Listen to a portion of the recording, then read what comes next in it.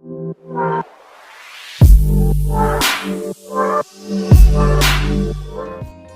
Friends, അപ്പോൾ എല്ലാവർക്കും പുതിയൊരു വീഡിയോയിലേക്ക് സ്വാഗതം. ഇന്നത്തെ വീഡിയോ എന്ന് പറഞ്ഞാൽ നമ്മുടെ ബ്രഷ് പെൻസ് അൺബോക്സ് ചെയ്യുന്ന വീഡിയോ ആണ് ഇന്ന് നിങ്ങളുടെ മുമ്പിലേക്ക് എത്തിച്ചിരിക്കുന്നത്. ഇതാണ് നമ്മുടെ ബ്രഷ് പെന്ന്.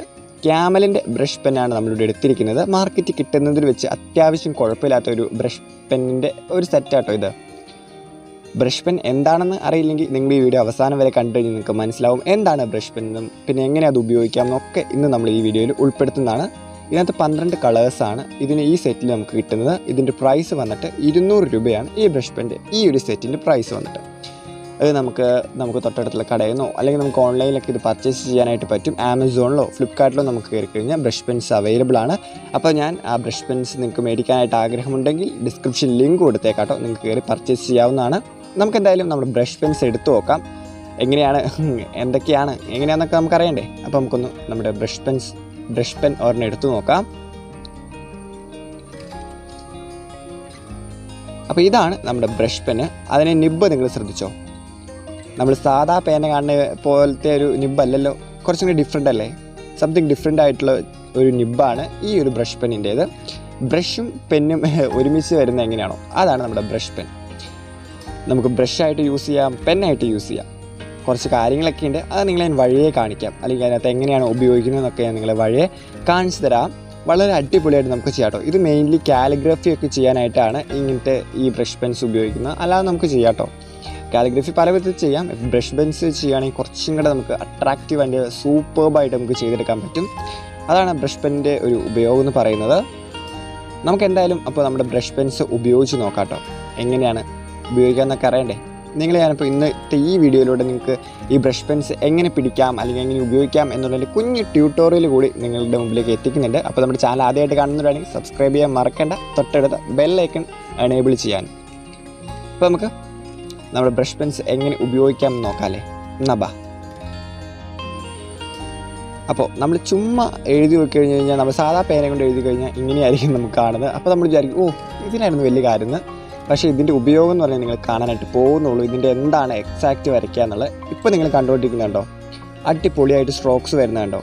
ഈ കൂടുതൽ കട്ടി കൂടിയും കുറഞ്ഞും വരുന്നതിനെയാണ് സ്ട്രോക്സ് എന്ന് പറയുന്നത്. അപ്പോൾ ഇത് കൂടിയും കുറഞ്ഞുമായിട്ട് നിങ്ങൾക്ക് പോകുന്നത് കാണാം. ഇപ്പോൾ കാണുമ്പോൾ വളരെ ഈസി ആയിട്ട് നമുക്ക് തോന്നുമെങ്കിലും ഇത് കുറച്ച് ശ്രദ്ധിക്കേണ്ട പരിപാടിയാണ്. നമ്മുടെ കയ്യിലെ പ്രഷറിൻ്റെ ആട്ടോ അതിൻ്റെ ഡിഫറൻസ് വരുന്ന ഈ സ്ട്രോക്സിൽ. അപ്പോൾ നമ്മൾ ആദ്യമൊക്കെ ചെയ്യുമ്പോൾ നമുക്ക് ശരിക്കൊന്നും ചെയ്യാൻ പറ്റില്ല. അപ്പോൾ ഇങ്ങനെ കുറേ നമുക്ക് എഫേർട്ട് എടുത്ത് നമ്മളിങ്ങനെ പ്രാക്ടീസ് ചെയ്യേണ്ടതായിട്ട് വരും. ഇത് കേട്ടോ, ഞാനിപ്പോൾ ഈ പേപ്പറിൽ ഫുള്ള് പ്രാക്ടീസ് ചെയ്തേക്കണതാണ്. അതിന് ശേഷമാണ് ഇപ്പോൾ ഇങ്ങനെ വരയ്ക്കാൻ പറ്റുന്നത്. ഇപ്പം ഞാനിവിടെ എടുത്തിരിക്കുന്നത് ഒരു 100 GSM ഉള്ള പേപ്പറാട്ടോ.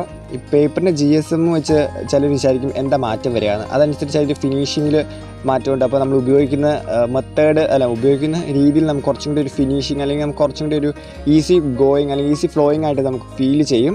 ഇത് കണ്ടോ, വളരെ സിമ്പിളായിട്ട് നമുക്കിങ്ങനെ കാണുമ്പോൾ വളരെ സിമ്പിളായിട്ട് വരച്ച് പോകുമെന്ന് തോന്നും. ഇത് കയ്യിലാണ് നമ്മൾ പ്രഷർ കൂടുതലും കുറവും കൊടുക്കുന്നതിൻ്റെ എത്രയാണോ അതിൻ്റെ ആ ഒരു റേഞ്ച് അതനുസരിച്ചാണ് അതിൻ്റെ സ്ട്രോക്സ് വരുന്നത്. ഇത് കുറച്ച് നമ്മൾ പ്രാക്ടീസ് ചെയ്യേണ്ട ഒരു കാര്യമായിട്ട്. ഇത് പതുക്കെയാണ് നമുക്ക് പ്രാക്ടീസ് ചെയ്ത് വരത്തുള്ളൂ. അപ്പോൾ കുറച്ച് അധികം പ്രാക്ടീസ് ചെയ്യേണ്ടതായിട്ട് വരും. 2-3 പേപ്പറൊക്കെ പ്രാക്ടീസ് ചെയ്യേണ്ടതായിട്ട് വരും. ഇപ്പോൾ നിങ്ങൾ ഈ കാണുന്നതൊക്കെ ഞാനിങ്ങനെ പ്രാക്ടീസ് ചെയ്ത് പഠിച്ചതാട്ടോ. ബ്രഷ് പെൻ പല കളറിൽ യൂസ് ചെയ്തിട്ട് ഓരോ സ്ട്രോക്സൊക്കെ നമ്മൾ വരച്ച് ആദ്യമൊക്കെ ചെയ്യുമ്പോൾ നമുക്കൊന്നും ശരിയാവില്ല. പിന്നെ നമ്മളങ്ങ് പഠിച്ച് വരും കേട്ടോ. അങ്ങനെയാണ് നമ്മൾ ഓരോ കാര്യങ്ങളും പഠിക്കുന്നത്. നമ്മൾ ഇച്ചിരി തെറ്റുകളും കുറ്റങ്ങളൊക്കെ പറ്റിക്കൊണ്ടല്ലോ ഓരോ കാര്യങ്ങൾ നമ്മൾ പുതുതായിട്ട് പഠിച്ചു വരുന്നത്. അപ്പോൾ നമുക്ക് അടിപൊളിയായിട്ട് കാലിഗ്രഫി നമുക്ക് ഈ ഒരു ബ്രഷ് പെൻസ് വെച്ച് ചെയ്യാനായിട്ട് പറ്റും. അപ്പോൾ ഇന്ന് ഞാൻ ഇതിനകത്ത് കാലിഗ്രഫി ചെയ്യുന്ന ഉൾപ്പെടുത്തിയിട്ടില്ല. നമുക്ക് അടുത്തൊരു ദിവസം നമുക്ക് അടിപൊളിയായിട്ട് അതിൻ്റെ നമ്മുടെ എല്ലാ ഇംഗ്ലീഷ് ആൽഫബറ്റ്സും നിങ്ങൾ എഴുതി കാണിച്ചു തരാം ഈ നമ്മുടെ ബ്രഷ് പെൻ വെച്ച്. അപ്പോൾ നിങ്ങളും ട്രൈ ചെയ്യാം കേട്ടോ. നിങ്ങൾ എന്തായാലും ട്രൈ ചെയ്ത് നോക്കണം. നിങ്ങൾക്ക് പറ്റുന്നവരൊക്കെ നിങ്ങൾ ബ്രഷ് പെൻ വാങ്ങി നമുക്കൊരു പുതിയ മീഡിയം അല്ലെങ്കിൽ പുതിയ സാധനം കിട്ടുമ്പോൾ നമുക്കത് ഉപയോഗിച്ച് നോക്കാനുള്ള വലിയ ആഗ്രഹങ്ങളാണല്ലേ. അപ്പോൾ അതുപോലെ നിങ്ങൾ ഒരെണ്ണം ഒരു ബ്രഷ് പെൻ വാങ്ങി നോക്കുക, എന്നിട്ടത് ഉപയോഗിച്ച് നോക്കുക. ഇങ്ങനെ ട്രൈ ചെയ്ത് കൂടി പ്രാക്ടീസ് ചെയ്യാതെ നമ്മൾ ആൽഫബറ്റ്സിലേക്ക് പോകുമ്പോൾ ചില കാര്യങ്ങൾ കൂടി നമ്മൾ ഒന്ന് നോട്ട് ചെയ്യേണ്ടതായിട്ടുണ്ട്. എന്താണെന്ന് വെച്ച് കഴിഞ്ഞാൽ ആൽഫബറ്റ്സ് നിങ്ങൾക്ക് ഇതിനകത്ത് നല്ല കാലിഗ്രഫി ഒക്കെ ചെയ്ത് ആൾക്കാർ ചെയ്ത് വെച്ചെങ്ങനെയാണ് അടിപൊളിയായിട്ട് ഫീൽ ചെയ്യും. അപ്പോൾ അത് ചെയ്യാനായിട്ട് നമ്മൾ കുറച്ച് എഫേർട്ട് എടുക്കണം. ഈ മേളിലേക്ക് വരയ്ക്കുന്നതിന് അപ്പ് സ്ട്രോക്സ് എന്നും താഴേക്ക് ഡൗൺ സ്ട്രോക്സ് എന്നുമാണ് പറയുന്നത്. അപ്പ് സ്ട്രോക്സ് എപ്പോഴും തിന്നായിരിക്കും, ഡൗൺ സ്ട്രോക്സ് എപ്പോഴും കുറച്ചുകൂടി തിക്കായിരിക്കണം. അതാണ് നമ്മുടെ ഈ കാലിഗ്രഫിയിലെ ഒരു ബേസ് പോയിൻ്റ് എന്ന് പറയുന്നത്. അത് നമുക്ക് ശരിയായി കഴിഞ്ഞാൽ ബാക്കി ഈസിയാണ് നമുക്ക് എന്തും ചെയ്യാനായിട്ട്. അപ്പോൾ നിങ്ങൾ ഞാനിപ്പോൾ കാണിച്ചു തരുന്ന പാറ്റേൺസ് കൂടി നിങ്ങൾ ട്രൈ ചെയ്യുക. അപ്പോൾ നമ്മൾ അടുത്ത ദിവസം വേറൊരു കിഡിലൻ കാലിഗ്രഫി ആയിട്ട് നിങ്ങളുടെ കാലിഗ്രഫി വീഡിയോ അല്ലെങ്കിൽ ട്യൂട്ടോറിയലായിട്ട് നിങ്ങളിലേക്ക് എത്തിക്കുന്നതാണ്. അപ്പോൾ നിങ്ങൾ അതിനു മുമ്പായിട്ട് ഇങ്ങനെ കൂടി പ്രാക്ടീസ് ചെയ്ത് കഴിഞ്ഞാൽ നമുക്ക് ഇച്ചിരി എളുപ്പത്തിൽ നമുക്ക് ചെയ്ത് പഠിക്കാൻ പറ്റുമോ. ഇതിപ്പോൾ ആദ്യം ഒന്നും ചെയ്യുമ്പോൾ നമുക്ക് നടക്കണമെന്ന ഒരു നിർബന്ധമില്ല. നമ്മൾ കുറച്ച് എഫേർട്ട് എടുത്ത് അത് ചെയ്ത് പ്രാക്ടീസ് ചെയ്താണ് നമുക്ക് പഠിക്കാൻ പറ്റത്തുള്ളൂ.